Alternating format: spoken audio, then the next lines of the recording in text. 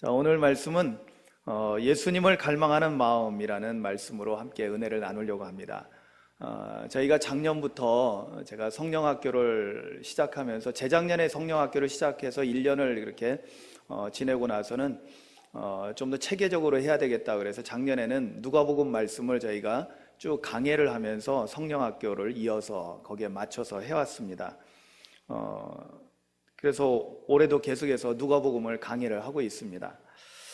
강해를 하다 보면은 좋은 점도 있고 힘든 점도 있습니다.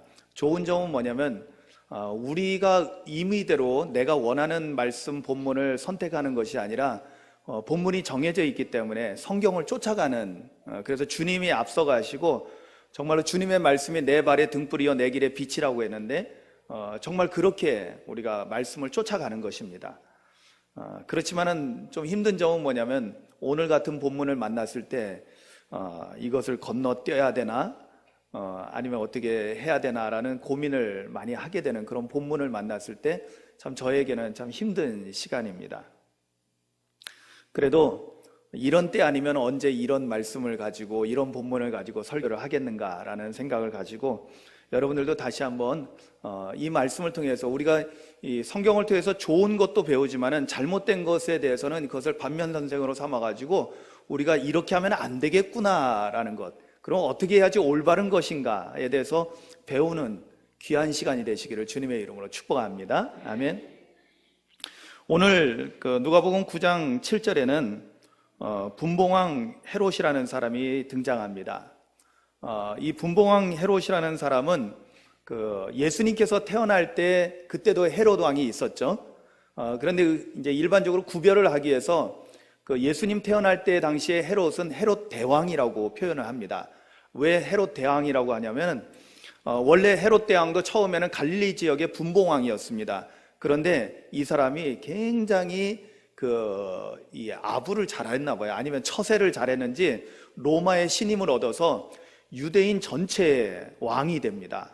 그래서 유대 전체의 왕이 되었기 때문에 좀 큰 왕이라고 해서 이제 헤롯 대왕이라고 이렇게 구별을 하고 있습니다. 오늘 등장하는 분봉왕 헤롯은 그 헤롯 대왕의 아들 가운데 한 사람입니다. 그 가운데 이제 우리가 성경에 나오는 여러 사람의 아들들이 나오는데 헤롯 빌립이라는 사람도 나오고요. 여기 이제 분봉왕 헤롯은 헤롯 안티파스라는 사람입니다. 헤롯 안디바라고 이렇게 성경에는 나오고 있죠. 원래 이제 원어대로 하면 헤롯 안티파스라는 그런 사람입니다. 사실 헤롯이 유대인의 왕이 되는 그 과정은 상당히 복잡합니다. 여러분 말라기서 선지자가 이제 활동을 마치고 난 다음에 예수님께서 세례 요한이 등장하는, 그리고 예수님께서 등장하는 그 시기까지 무려 한 400년 동안 성경에는 하나님의 말씀이 없는, 그래서 흔히 성경적으로 암흑기라고 표현하는 시간을 무려 400년을 지나게 됩니다. 여러분, 우리는 성경에 보면은 말라기 끝나고 그 다음에 바로 신약 성경이 시작되면서 마태복음이 곧장 나오죠.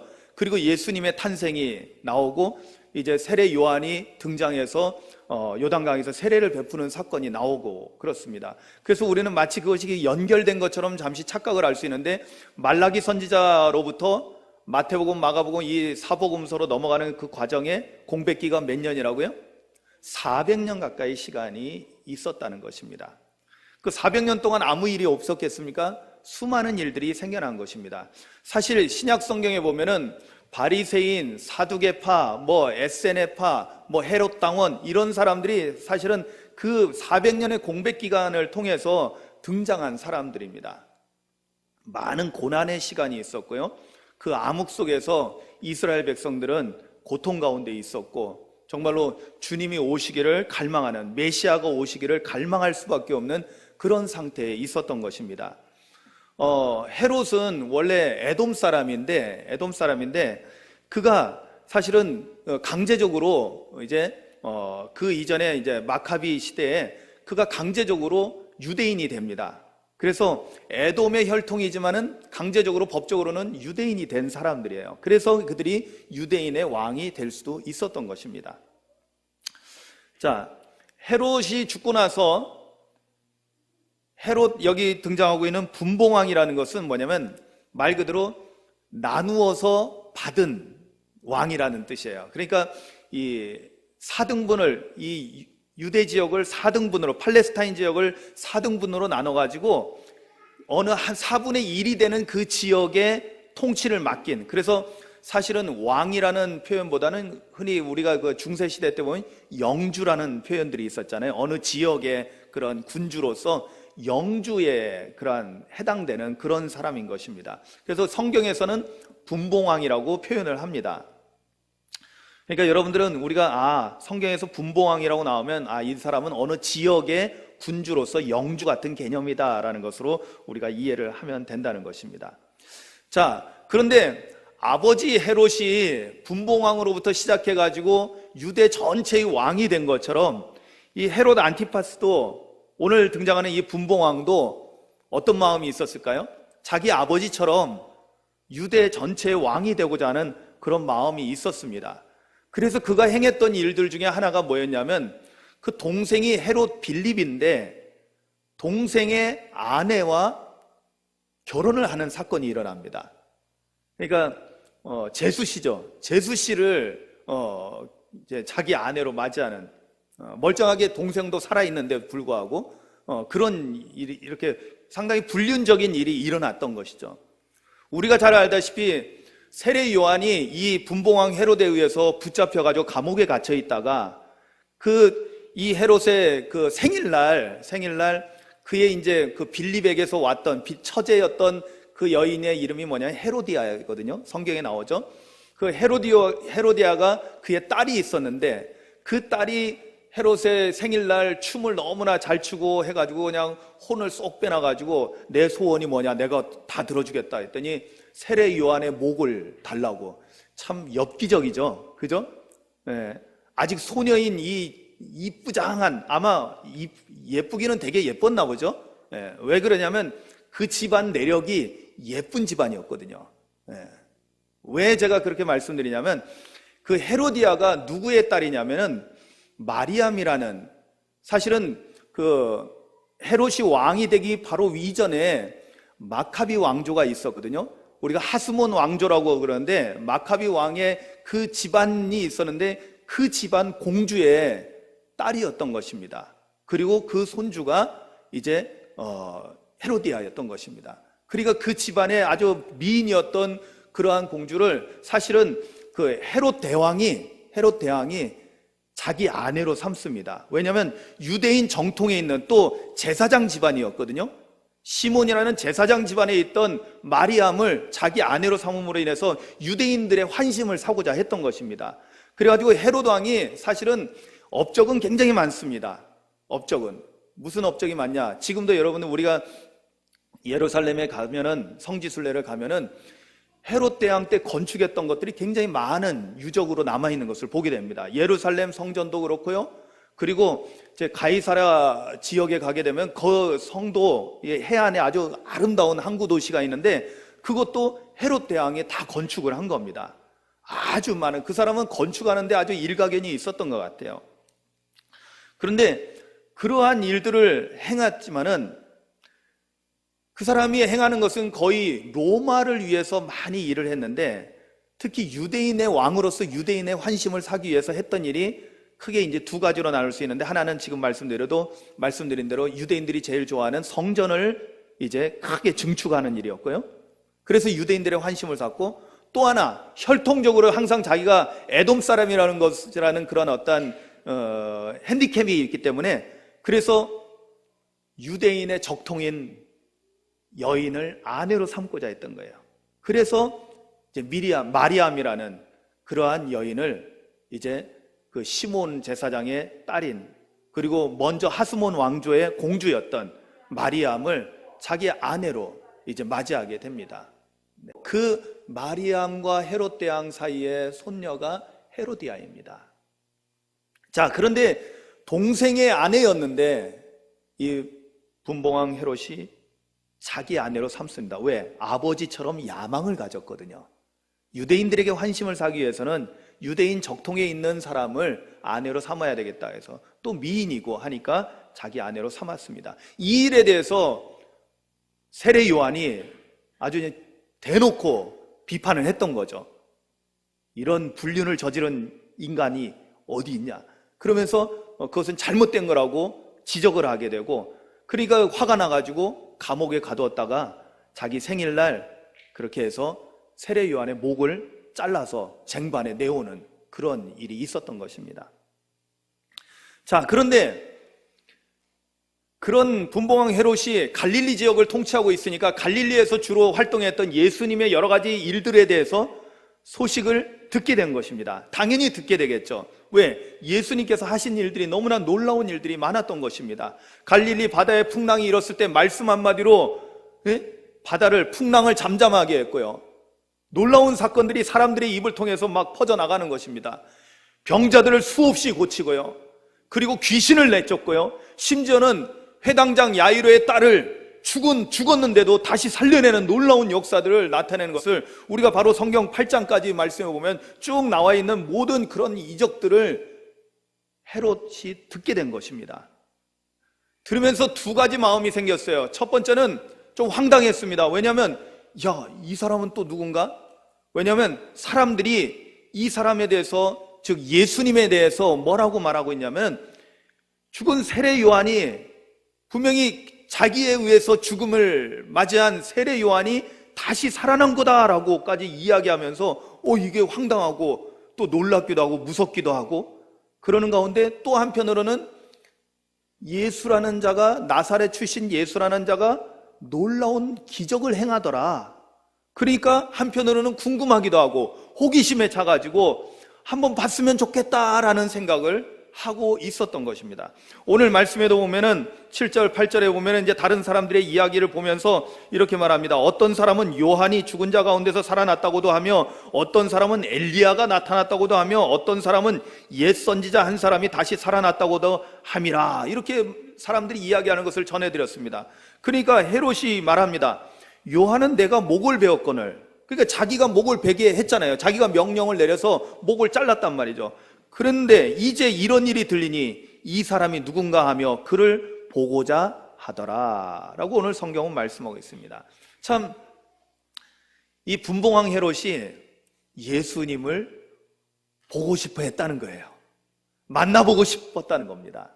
그런데 우리가 잘 알 수 있다시피 이 분봉왕 헤롯이 예수님을 만나보고 싶어 했던 것은 선한 의도가 아니었던 것이죠. 단순히 호기심, 그리고 이게 어떻게 된 일인가? 그리고 또 경건하지 못한 사람들의 특징 중에 하나인 뭐냐면 표적을 보기 위해서, 정말로 이 사람이 어떤 능력이 있는가? 어떤 기적을 행하는가? 그것을 보기 위해서 예수님을 만나보고자 했던 것입니다. 그래서 헤롯이 예수님을 보고자 했던 마음은, 그래도 보고 싶어하는 마음은 참, 그것을 통해서 예수님을 만나면 좋은 일이 일어나지 않을까라는 우리가 그런 기대감도 해볼 수도 있겠지만은, 그러나 사실은 그렇지 않다라는 것입니다. 예수님께서도요, 이 부분에 대해서 이미 경고하신 바가 있습니다. 뭐냐면 바리새인들이나 사두개인들이나 이런 서기관들이나 이런 사람들이 예수님에게서 표적을 원했던 거거든요. 거기에 대해서 이미 마태복음 12장 38절 이하에 보면 이렇게 예수님은 말씀하고 있습니다. 그때 서기관과 바리새인 중 몇 사람이 말하되 선생님이여 우리에게 표적 보여주시기를 원하나이다 라고 했을 때 예수님은 이렇게 대답하십니다. 악하고 음란한 세대가 표적을 구하니 선지자 요나의 표적밖에는 보일 표적이 없느니라. 아멘. 이렇게 대답하십니다. 누가 표적을 원한다고요? 악하고 음란한 세대가 표적을 원한다는 거예요. 그렇다면 이 말씀에 의하면은 지금 예수님에게서 뭔가 호기심 때문에 표적, 대단한 능력을 행하고 병자도 고치고 귀신도 쫓고 심지어는 죽은 자도 살린다는데 한번 만나서 뭐 하겠다는 겁니까? 예수님이 과연 그런 능력이 있는가? 한번 보고자 하는 거죠. 표적을 보고자 했던 것입니다. 예수님 말씀에 의하면 악하고 음란한 세대 가운데 한 사람이 바로 당연히 분봉왕 헤롯이었던 것입니다. 그러나 사실은 여기에는 또 하나, 이면에는 또 하나의 수상한 의도가 숨겨져 있었습니다. 그것은 나중에 뒤에 와서 보면은 그 해답이 나오는데요. 그것은 뭐냐면 자기가 세례 요한을 죽였잖아요. 그 죽인 이유가 뭐였냐면 감옥에 가두게 됐던 것은 자기를 비난했거든요. 자기는 지금 유대인의 환심을 사가지고 현재 분봉왕으로 있지만 4분의 1의 왕이지만은 이제 유대 전체의 왕이 되려면은 유대인들의 환심을 사고 좀 그래도 괜찮은 사람으로 보여져야 되는데 세례 요한이 걸림돌이어서 제거를 했습니다. 이것도 사실은 자기한테 깨름칙한 일이었어요. 그런데 문제는 예수님은 더 세게 나오는 거예요. 여러분, 예수님께서는요, 뭐라고까지 말씀하시냐면은 예수님은 이렇게 그 남의 아내와 이렇게 관계를 맺은 거에 대해서 간음한 거라고 예수님은 분명하게 말씀하고 있고, 그러한 예수님의 가르침들은 분봉왕 헤로데에게 있어서는 간음한 자로서, 왜냐하면 이것을 여러분들 유대인의 관점에서 봐야 돼요. 간음을 했다라는 것은 당시의 유대인 사회에서는 어떤 죄를 어긴 거예요? 큰 율법을 어긴 거고, 그 처형은 뭐예요? 거기에 대한 죄값은 뭐예요? 돌로 쳐 죽이는 거였어요. 그 아내인 헤로디아도 마찬가지고 분봉왕 헤롯도 마찬가지고 그들이 행한 간음죄는 거기에 대한 처벌은 돌에 맞아 죽어야 되는 거였어요. 그러니까 예수님도 분봉왕 헤롯의 입장에서 볼 때는 별로 썩 기분 좋은 그런 인물은 아니었던 것이죠. 그러니까 한편으로는 내가 만나보고 확인해보고 이놈 여차 내 앞길에 방해가 되면은 제거를 해야 되겠다라는 그런 나쁜 의도도 그 마음속에 숨겨져 있었다라는 것입니다. 그게 어디에 나오냐면 누가복음 13장에 나옵니다. 누가복음 13장 31절에 예수님을 죽이려고 하는 그러한 의도가 있다라는 것을 다른 사람이 알고 예수님에게 알려줍니다. 뭐라고 말하냐? 곧 그때 어떤 바리새인들이, 여러분 바리새인들은 이제 분봉왕 헤롯하고도 가까이 있는 그런 사람들도 있었던 것 같아요. 그래서 어떤 바리새인들이 나와서 예수님에게 알려줍니다. 나가서 여기를 떠나소서. 이때 헤롯이 분봉왕 헤롯이거든요. 헤롯이 당신을 죽이고자 하나이다. 아멘. 성경에 그렇구나. 이 헤롯이 예수님을 보고자 했던 마음은, 보고 싶어 했던 마음은 첫 번째는 호기심에서 이렇게 시작됐지만은 또 한편으로는 세례 요한처럼 나사렛 예수도 이놈도 내 앞길에 걸림돌이 되면은 죽여야 되겠다라는 그러한 악한 의도를 가지고 예수님을 보고자 했던 것입니다. 그리고 마침내 만나게 되죠. 언제 만나게 돼요? 예수님께서 붙잡히셔서 십자가에서 죽임당하기 바로 직전에 드디어 헤롯이 예수님을 만나게 됩니다. 그때 헤롯이 예수님을 만나고 아주 심히 기뻐합니다.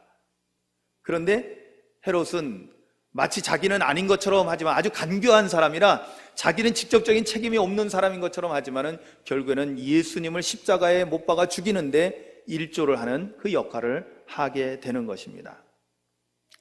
제가 오늘 분봉왕 헤롯에 대한 이런 이야기를 보면서 그렇구나. 지금 헤롯이 마지막 9절에 보면 이 사람이 누군가 하여 그를 보고자 하더라. 즉 예수라는 사람이 도대체 어떤 사람인가 하고 만나보기를 원했다라는 것입니다. 그런데 그 의도가 선하지 않았다라는 거죠. 자, 그렇지만은 우리가 여기서 한 가지 우리가 배워야 할 것은 있습니다. 그것은 뭐냐면 헤롯은 나쁜 의도를 가지고 예수님을 보고자 하는 갈망하는 마음이 있었지만은 오늘 우리에게는 도대체 어떤 마음이 있는가에 대해서 한번 살펴보고자 하는 것입니다. 그것은 뭐냐면 과연 우리는 예수님을 보고 싶어하는 그런 갈망하는 마음이 우리에게는 있나라는 것입니다. 왜냐하면 이렇게 나쁜 의도를 가지고 심지어는 악한 의도를 가지고 예수님을 보고 싶어하는 이런 사람들은 잘못된 사람이지만 그러나 정말로 하나님의 놀라운 은혜와 사랑을 입은 저희들은 그 누구보다도 여러분 예수님을 만나고자 하는 예수님을 보고 싶어하는 그런 갈망이 있어야 되지 않을까요? 아멘. 여러분 이 갈망이라는 표현은요 제가 사전을 찾아보니까 목마른 사람이 목이 타가지고 물을 간절히 찾는 것처럼 그렇게 바라는 것을 말한다는 거예요. 그걸 생각하니까 딱 떠오르는 시편 구절이 생각나요. 찬양으로도 나오죠. 시편 42편에 보면은 사슴이 시냇물을 찾기에 갈급한 같이 내 영혼이 주를 찾기에 갈급하나이다. 아멘. 이 갈급이라고 했지만 그것은 뭐냐면, 여러분 우리가 아시죠? 사슴의 피가 뜨겁잖아요. 그래서 사슴은 한번 갈증이 나기 시작하면은 맹수가, 그 물 있는데 맹수가 있어도요, 목이 타서 죽는 거나 잡혀 죽는 거나 비슷비슷하기 때문에 그 위험을 무릅쓰고 가서 물을 먹어야 된다는 거예요. 먹지 않으면은 목이 타가지고 죽는다는 거예요. 사슴이 정말 목마르다는 것은 우리가 목마르다는 거하고는 차원이 다르다는 겁니다. 그렇게 갈급하게 하나님을 찾는다는 거예요. 그렇다면 오늘 우리 그리스도인들에게는 어떤 갈망이 있어야 될까요? 정말 영적으로 주님을 만나고자 하는 그런 갈망이 있어야 될 줄로 믿습니다. 헤롯은 비록 잘못된 갈망이었지만 오늘날 우리 그리스도인들은 선한 의도를 가지고 주님을 만나고자 하는 그런 마음을 가지고 나와야 될 줄로 믿습니다. 우리에게 갈망이 있어야 되는 게 첫 번째예요. 그리고 그 갈망이 어떤 갈망이냐, 이것이 또 중요합니다. 왜냐하면 여러분 보세요. 주님을 만나서 우리도 만약에 헤롯이 겉으로 보여주고 있는 그러한 의도처럼 어떠한 주님의 표적을 보기를 원하고, 주님을 만나서 어떠한 놀라운 기적을 만나기를 원하고, 주님을 만나서 내 어떤 목적이 이루어지기를 원한다면 사실은 우리의 의도도 그렇게 건전한 의도라고 말할 수는 없습니다. 왜냐? 목적을 위해서 주님을 만나려고 하는 거거든요. 그러면 그것은 뭐냐면, 목적이 없어지면은, 예를 들어서 병 고침을 받기 위해서 예수님을 만나고자 하는 사람들이 있습니다. 많은 사람들이 예수님을 그때 만나기를 원했었어요. 성경에도 보면 나와 있잖아요. 많은 사람들이 예수님을 만나기를 원했지만은, 그러나 그들의 목적은 뭐였냐면 병 고침을 받는데 많은 목적이 있었어요. 예수님은 그런 모든 사람들을 긍휼히 여겨주심으로 예수님을 만나는 모든 사람들마다 병을 고쳐주셨습니다. 할렐루야. 여러분 10명의 문둥병자 이야기, 나병 환자 이야기를 보면 우리가 거기에서 가장 잘 알 수 있습니다. 10명 다 고쳐주셨습니다. 그런데 그 가운데서 구원의 은총을 받은 사람은 누구예요? 딱 한 사람, 사마리아 사람 한 사람이었어요. 주님 앞에 돌아와가지고 주님 앞에 감사하고 주님을 믿고 따르는 그 사람이, 병은 다 같이 10명이 고침을 받았지만 진정한 영혼의 구원을 받는, 그리고 진정으로 예수님을 만난 사람은 단 한 사람이었다는 것입니다. 남은 사람은 다 어떻게 됐어요? 다 제각기 자기 갈 길로 간 거예요. 왜? 목적이 사라졌으니까. 예수님이 이제 더 이상 필요하지 않은 거예요. 그냥 세상에서 잘 먹고 잘 살면 되는 거예요. 사실 오늘날 그리스도인들 가운데 이런 사람들이 있을까요, 없을까요? 상당히 많이 있다라는 것이 사실 문제인 것입니다. 헤롯만큼 악한 의도, 예수님을 죽이려고 하는 그런 의도는 아니지만은 헤롯처럼 단순히 호기심에서, 아니면 헤롯처럼 단순히 자신의 어떤 목적을 이루기 위해서 예수님을 갈망하는 사람들이 많다라는 것입니다. 우리의 자신의 내면을 여러분들 점검해 볼 필요가 있습니다. 여러분들은 주님을 왜 만나기를 원합니까? 아니, 주님을 만나고 싶어하는 그런 갈망하는 마음이 있기라도 하는 것입니까? 여러분, 그 갈망하는 마음이 먼저 우리 안에 있어야 될 줄로 믿습니다.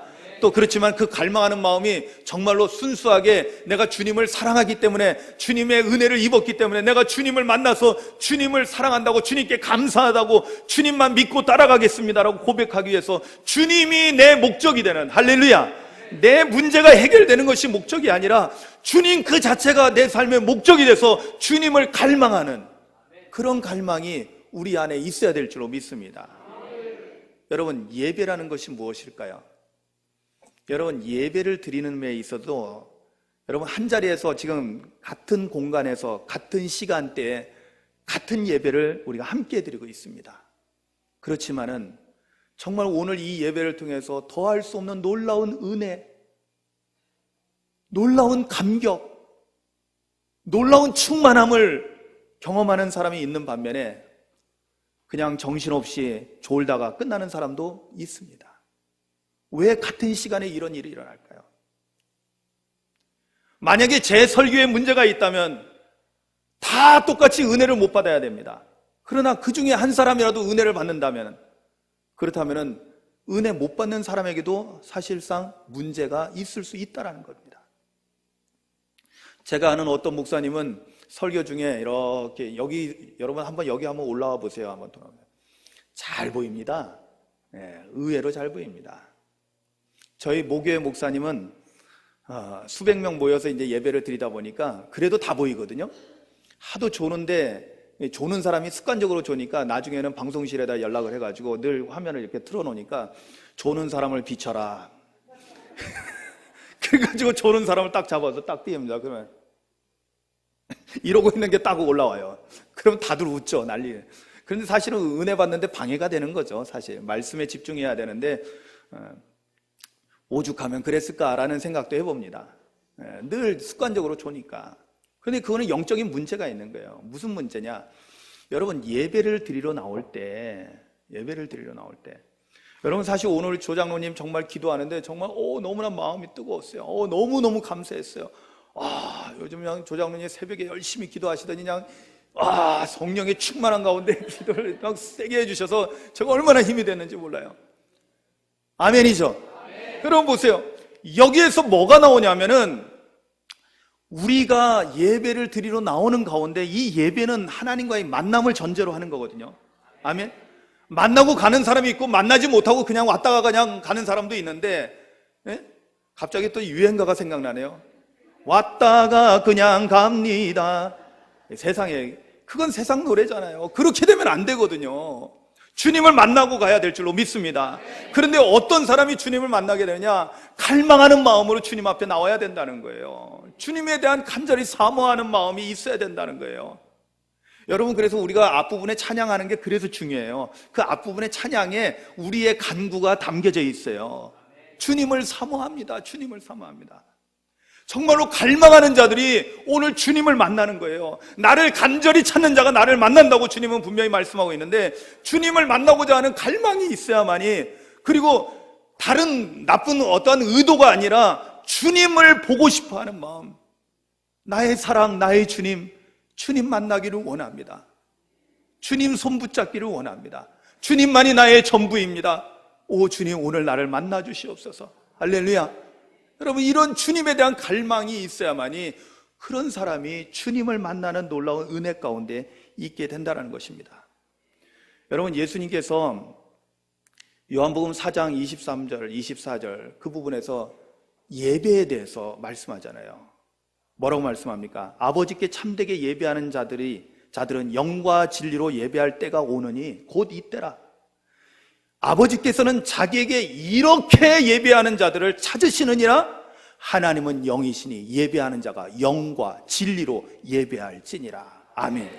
여러분 이때 영과 진리는 무엇입니까? 영은 쉽게 보면 성령을 말합니다. 진리는 무엇입니까? 바로 예수 그리스도가 진리이십니다. 예수 그리스도의 이름으로 그리고 성령을 힘입어서 우리가 예배를 드린 거예요. 그런데 이 성령이 우리에게 하시는 일이 뭐냐? 우리 안에 성령이 있으면요 이 영은 영을 바랍니다. 아멘. 마치 이 자석이 서로 당기는 것처럼 하나님께서 우리에게 주신 성령으로서 우리가 나올 때 영이신 하나님을 간절히 만나기를 원하게 되고 갈급해하게 되고 그런 자가 하나님을 만나는 역사가 일어난다는 겁니다. 할렐루야. 그래서 영으로 예배할 때 여러분 보세요. 이 예배를 통해서 하나님도 원하신다니까요. 뭘 원하십니까? 여러분 사랑하는 자들을 만나기를 원하십니다. 할렐루야. 하나님께서 여러분을 만나기를 원하셔요. 그런데 서로 엇갈리는 거예요. 우리가 딴짓하고 있는 거예요. 우리가 졸고 있는 거예요. 딴 생각하고 있는 거예요. 예? 오늘 누가 왜 안 왔지? 이 생각하고 있는 거예요. 사랑하는 성도 여러분, 영으로 예배하는, 곧 진정으로 하나님을 만나기를 갈망하는 마음을 가지고 주님께 예배하는, 그래서 주님을 예배 때마다 주님을 만나고 주님의 놀라운 은혜를 다시 경험하고 주님의 은혜와 사랑 가운데 거하며, 여러분 주님으로 인해서 모든 문제가 해결되는 거예요. 할렐루야. 여러분 사실 우리의 삶에는 하나의 문제가 해결되면 그걸로 끝나는 게 아니잖아요. 그죠? 하나가 끝나면 그 다음 게 끝나면 또 다른 것이 끝나면 또 다른 것이 계속 생겨나는 것을 우리가 보게 됩니다. 문제 해결이 중요한 것이 아니라는 거죠. 뭐가 중요한 거예요? 항상 우리의 해결자가 되시는 하나님이 우리와 함께 하시는 거. 할렐루야. 그 하나님을 만나는 거, 그 하나님 손을 붙잡는 거, 그 하나님 품에 꼭 안기는 거, 그것이 오늘 우리에게 필요할 줄로 믿습니다. 이것은 예수님을 갈망하면서부터 나온다는 것을 여러분 깨닫기를 주님의 이름으로 축원합니다. 앞으로 여러분 주님 앞에 나올 때마다, 아니 일상의 생활 속에서도 여러분 우리가 기도하는 것도요, 왜 기도가 되느냐? 여러분, 그러니까 기도를 하라 해도 안 하거든요. 근데 기도를 하지 말라고 해도 하고 싶어 하는 마음이 막 생겨나는 게 있어요. 왜? 갈급하거든. 갈급해. 목마른 자들은 물을 달라고 갈급하게 외치는 거예요. 정말 하나님의 은혜에 대해서 갈급해 하시고 갈망해 하시고 주님을 간절히 바라시기 바랍니다. 그럴 때 우리는 늘 기도 가운데, 일상생활 속에서도 찬송 가운데 주님을 만나고 경험하는 놀라운 은혜의 역사를 경험할 수 있다는 거예요. 그런 사람들이 사모하는 마음으로 교회에 나오면은 그 예배의 자리는 정말로 놀라운 하나님의 은혜가 임하는 것입니다. 우리 오상교회가, 그리고 저와 여러분 모두가 이런 하나님의 은혜 가운데 있게 되기를 주님의 이름으로 축원합니다. 이 시간 함께 눈을 감고 기도할 때 오늘 말씀을 생각하면서, 주님, 나에게도 헤롯처럼 이러한 나쁜 의도로서의 갈망이 아니라, 목적을 이루기 위한 수단으로서의 갈망이 아니라, 주님이 나의 삶의 전부가 되시고 나의 목적이 되셔서 주님 만나기를 원합니다. 주님 손 붙잡기를 원합니다. 주님 품에 안기기를 원합니다. 주님 음성 듣기를 원합니다. 주님, 내 마음 가운데 성령님 도와주셔서 갈망하는 마음이 크게 임하게 하옵소서. 이 마음으로 늘 주님과 함께하게 하옵소서. 소망하며 기도합니다.